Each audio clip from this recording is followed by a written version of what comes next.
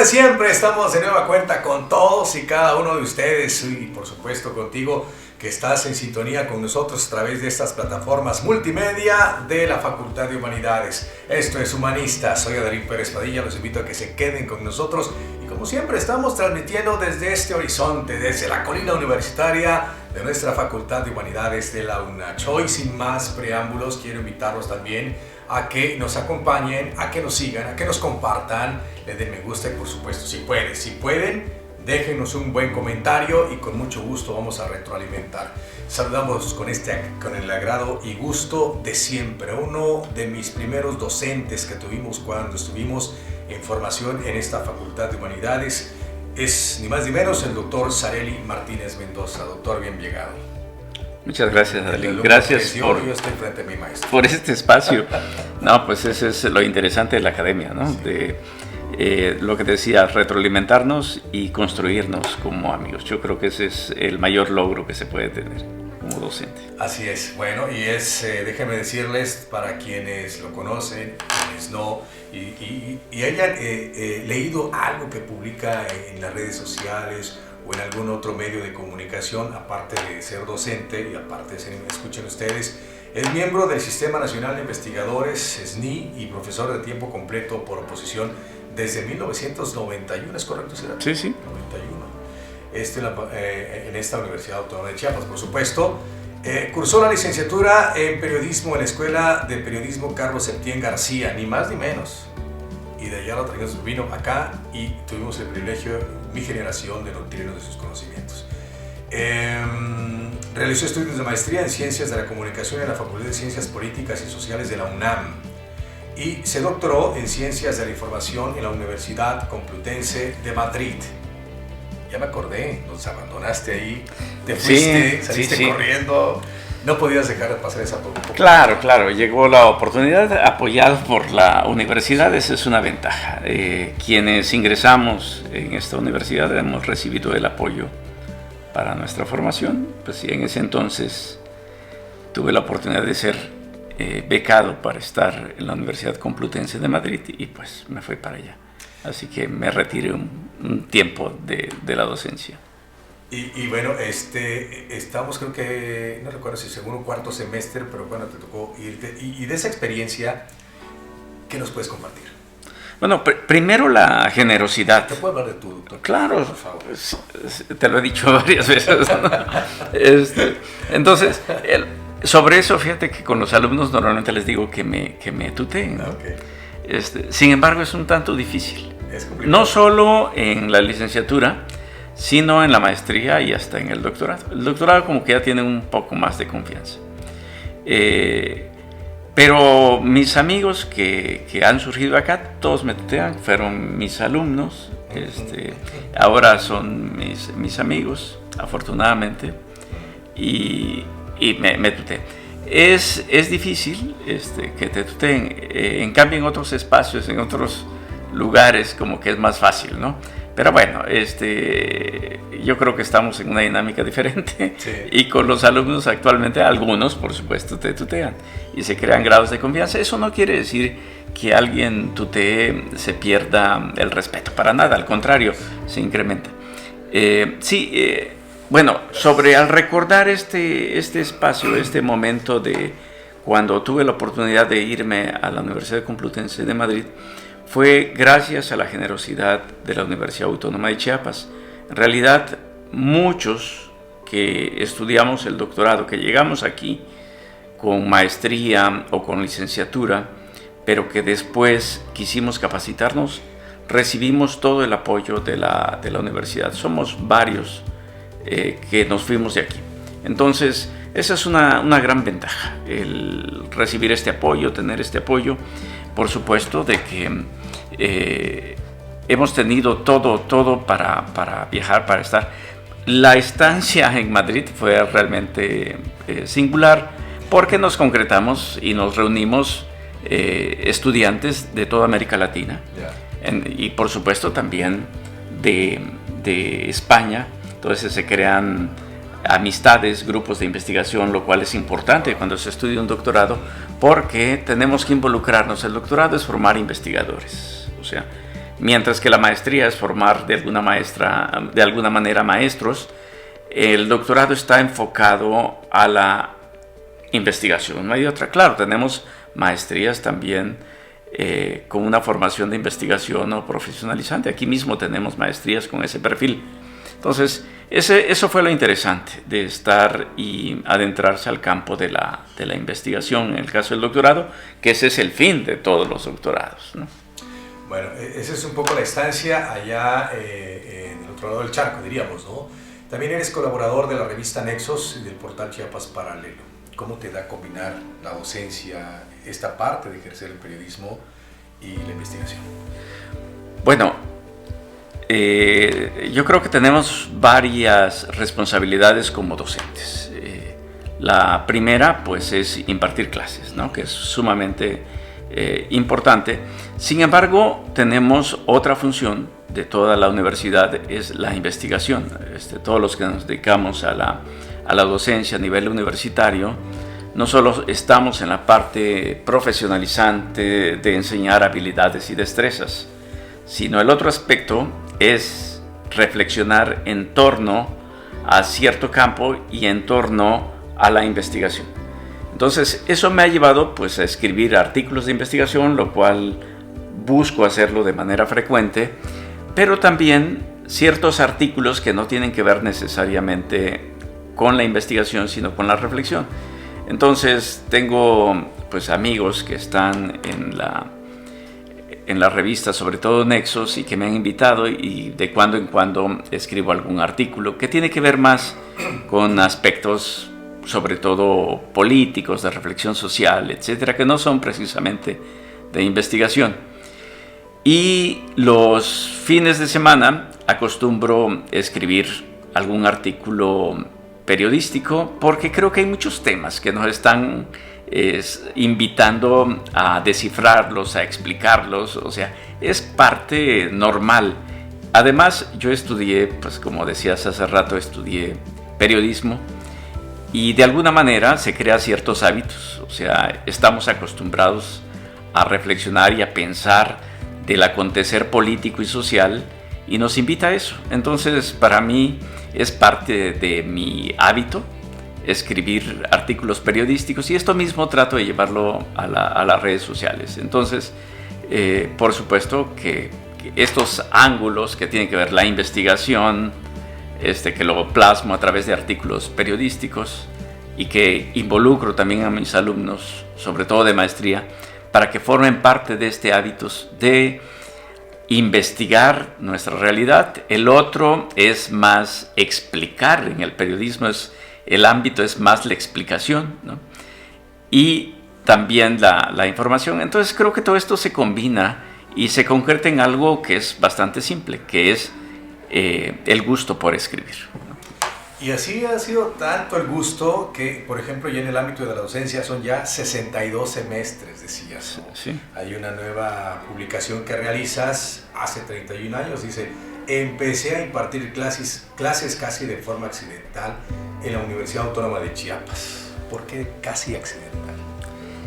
Sí, porque en ese tiempo me hablaron 4 o 5 alumnos que tomaban clases en letras latinoamericanas.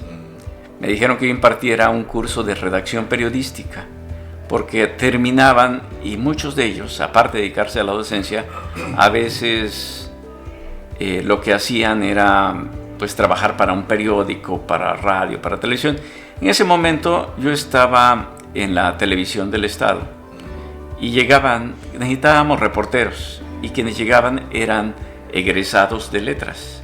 Y algunos de ellos me conocieron y me dijeron: queremos una optativa de redacción periodística, porque no era lo mismo escribir un cuento, que ellos estaban acostumbrados, escribir de alguna manera una crónica, que las características que exige el periodismo.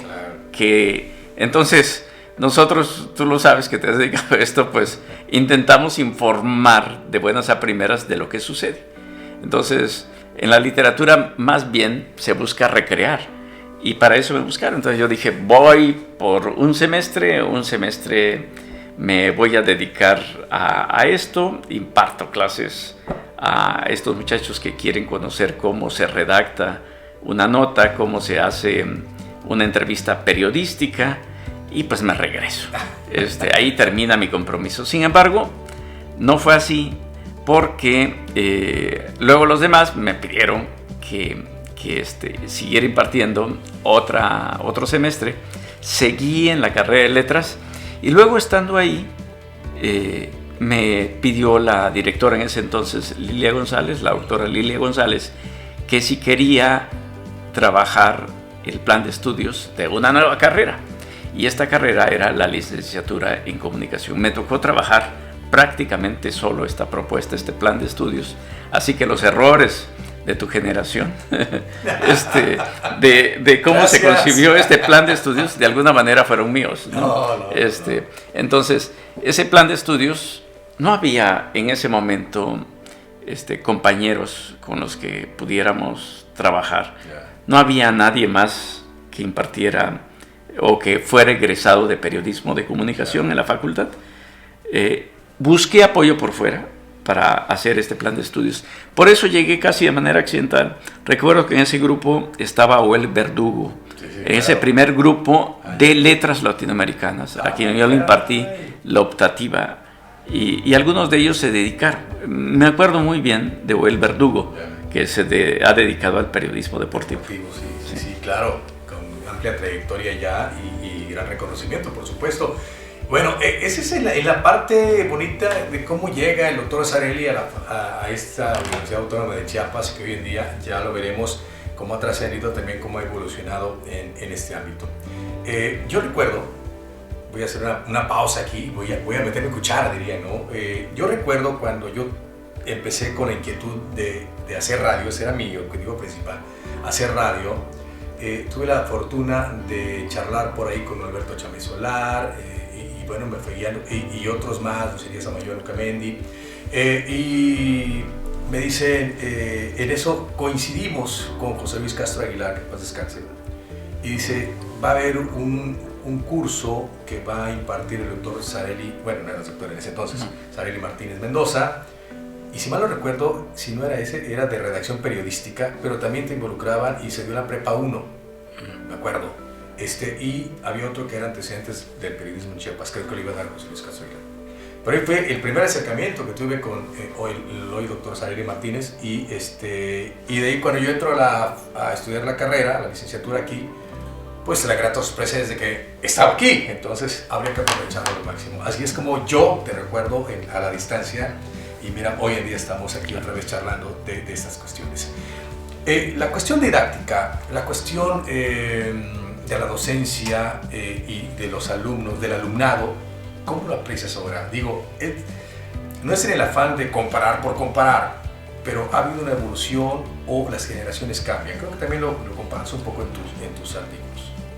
Sí, por supuesto que cambia, ¿no? O sea, es normal que haya un ambiente diferente por cada generación. Sin embargo, yo siempre he creído de que tenemos y nos llegan buenos alumnos, muy buenos alumnos. Y yo creo que hay que fijarse en eso. En cada grupo que llega, no deja de sorprenderme las capacidades, habilidades que tengan algunos alumnos, no todos, pero esos alumnos, esas alumnas con capacidades especiales, hay que aprovecharlos, porque ellos pueden permear en todo el grupo.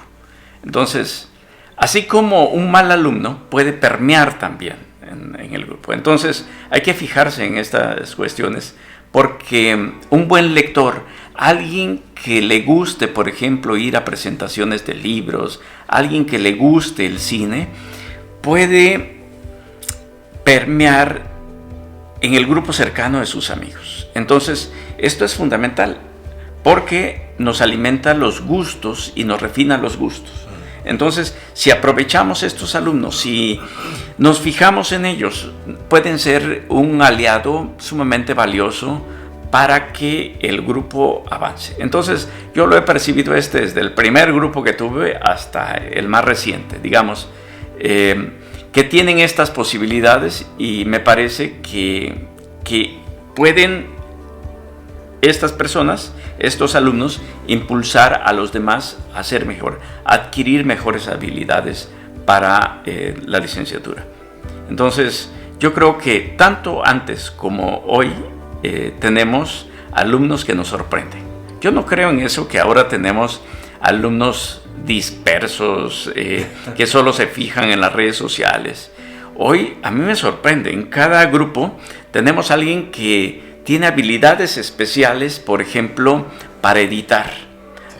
Algunos tienen su canal en YouTube, algunos publican fotografías muy buenas en Instagram, otros tienen sus canales en Twitch, o sea, entonces están inmersos en estas situaciones. Algunos ya escriben sus cuentos, los han publicado, todo eso nos sirve. Entonces va a haber una parte que quizá no esté muy interesada, pero al ver toda esta colectividad de creatividad, pues se involucran y nos permite salir adelante y aprovechar mejor este tránsito por la universidad. Y por supuesto que hoy en día las sociedades están muy ávidas, y los medios de comunicación, de contar con tanto talento así, ya preparado, ya pulido y quizá especializado para desarrollar y explotar al máximo ese rubro de la comunicación. Son ya 31 años, 62 semestres, ¿es correcto? Las matemáticas. Sí, sí. Y bueno, hace poco tú, otros docentes, fueron distinguidos por esta máxima casa de estudios, entregándoles un reconocimiento. Llegar a estos años dando, impartiendo, compartiendo, ¿qué significado tiene para ti? Bueno, en este aspecto, este reconocimiento se debe más a la resistencia, ¿no? Sin embargo, agradecemos a la universidad que nos dé estos reconocimientos. Estos 31 años que... Contando. Sí, bueno, todavía espero seguir en la universidad. Pues ha sido, digo, como acercarse a la sombra de un árbol generoso, que es nuestra universidad. Que si bien el momento inicial de empezar en la docencia fue de forma accidental, después yo lo he asumido como una forma de vida. Es decir, y creo que la mayoría de mis compañeros lo asumen así. O sea, que todo lo que leemos, por ejemplo, lo que vemos, las series, las películas, los periódicos a los que nos acercamos, incluso los documentales, todo eso estamos pensando en función de nuestro acercamiento con los alumnos. ¿Qué les vamos a llevar? No podemos seguir con el mismo manual de hace 31 años, de hace 30 años cuando empezó la carrera de comunicación, sino que estamos en un flujo dinámico, y eso es bien interesante, ¿no? Sí. De que traemos nuevas lecturas, que tampoco significa desechar algunos trabajos de hace tiempo. También tenemos que rescatar esto, pero también tenemos que verlo desde esta mirada nueva que se está constituyendo y construyendo todos los días. Entonces, creo que ese momento accidental después se asume, o lo asumí al menos, como una forma de vida, ¿no? Y la docencia realmente es una forma de vida con valores, y más en este caso cuando estamos en una universidad que digo que ha sido generosa, que ha sido una ceiba para todos nosotros, que nos ha dado los apoyos que necesitábamos para dedicarnos a la docencia. Y pues al ver hacia atrás, en mi caso, está más cercana a la jubilación que lo que he pasado, que estos 31 años, yo lo veo con mucha satisfacción, porque si bien en aquel momento, cuando me tocó ser el autor del plan de estudios de comunicación, que lo hice solo, cuando en 2007... Que yo pagué los desaciertos. Así es.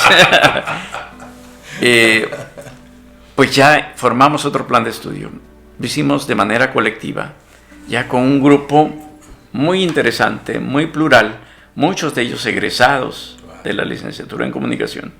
Entonces descansamos en ellos la responsabilidad del nuevo plan de estudio, que es un plan de estudios que no ha perdido vigencia pese a los varios años, casi 15 años que tiene. Estábamos trabajando en otro, pero también eso va a corresponder a los nuevos maestros, que tengan visiones e inquietudes diferentes a las mías, que cuando empezamos aquí pensamos en formar sobre todo periodistas, y ahora esa visión ha cambiado, ¿no? O sea, no estamos pensando solo en formar comunicadores sociales, sino también en investigadores, y en eso hemos tenido muchas satisfacciones.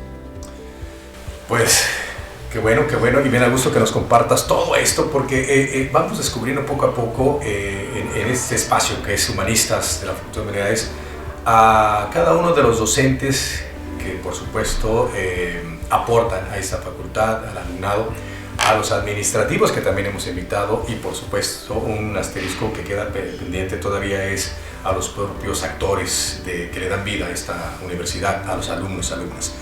Déjenme decirles que hoy nuestro invitado es autor también de La prensa maniatada, el periodismo en Chiapas de 1827 a 1946, periodismo contemporáneo en Chiapas, la condición del periodista en Chiapas y Santiago Serrano, el periódico y el verso. ¿Y qué más hay? Bueno, básicamente esos son los libros que he publicado. Sí, que son, como puedes ver, casi todos se refieren a la historia de Chiapas, a la historia del periodismo en nuestro estado. Entonces, creo que tenía el pendiente de construir un poco la memoria sobre cómo ha sido el periodismo desde que inició, lo que decías, en 1827 hasta la actualidad. Entonces, estos elementos, estos actores, en mi libro más reciente es Santiago Serrano, el periódico y el verso, que fue un periodista que fue muy importante en la primera mitad del siglo XX. Entonces, tenemos a estos actores que son fundamentales, a periodistas, a periódicos, por supuesto.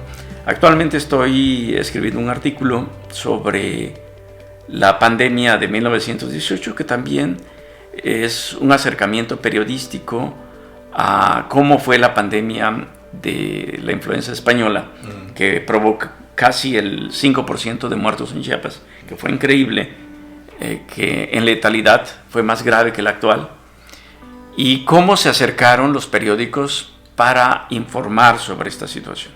Entonces, me interesa sobre todo esa mirada de la prensa en alguna etapa histórica. Entonces, también cuestiones relevantes de la comunicación actual. Ayer precisamente una revista española me publicó un artículo de investigación donde analizo la estrategia de comunicación del EZLN con algo que se llamó La Travesía por la Vida, que realizaron en 2021. Entonces, Chiapas es un mundo de temas para investigar. En mi caso, por mis libros, por mis artículos de investigación, me he concretado más a la historia del periodismo y a sus actores, por supuesto. Y aprovechando que estás aquí en corto, doctor Sarelli, ¿qué te parece la creación de este tipo de espacios, donde se le da cabida a personajes como tú, a los estudiantes, al personal administrativo de esta facultad? No, pues son espacios fundamentales en varios ámbitos, porque cuando llegué vi a los alumnos que estaban ahí con los controles, y eso quizá presionar 2, 3 botones quizá sea simple para personas que conocen, pero para un alumno que esté alternando cámaras, que esté con el switcher, entonces es fundamental, otorga mucha confianza. Y qué bueno que este espacio se haya rescatado. Digo, en primer lugar para los alumnos, ¿no? Claro. Porque y que jueguen con nosotros. Sí. Entonces para eso estamos. Entonces eso es fundamental. Y en otra, me parece que debemos ser un foro de expresión hacia el exterior. O sea, dejar constancia de lo que hacemos y con el tiempo yo creo que cada vez ser más referencia en este sentido. Entonces, qué bueno que tenemos un espacio espléndido, pocos lugares o escuelas tienen un espacio como este, y qué bueno que se esté aprovechando. Entonces, eso es fundamental. Entonces, sirve de prácticas para los alumnos, sirve como expresión para la facultad y nos sirve a nosotros para que nos conozcan. Oh, sí, por supuesto. Oye, y ya por último, para ir cerrando este espacio, creo que ya rompimos récord, ¿no? En cuanto a duración de programas. ¿Sí? De verdad, te vamos a cobrar el tiempo extra, no te preocupes. ¿Fuiste parte también de los inicios de lo que ahora es Canal 10? No. ¿Cómo participaste tú en todo esto? No, lo que pasa que antes, bueno, por cierto, tengo un libro también sobre Canal 10. Escribí un libro de Canal 10, del sistema chiapaneco, de radio y televisión, ¿no? Entonces, a eso me refería, perdón. Sí, en realidad cuando nosotros trabajamos con Genaro, precisamente, nos integrábamos a la red de televisoras, sobre todo, que manejaba Imevisión. Yeah. Entonces hacíamos un espacio de noticiarios, que es en el que yo estaba. ¿Era el TRM? De Televisión Rural Mexicana. En un principio así funcionó. Después Imevisión. O sea, tuvo diferentes momentos. Eso fue en el 89. Cuando ya se convierte en Canal 10, es años después. En ese momento solo había 2 horas de transmisión. Un espacio dedicado a los noticiarios y otro espacio dedicado a la producción.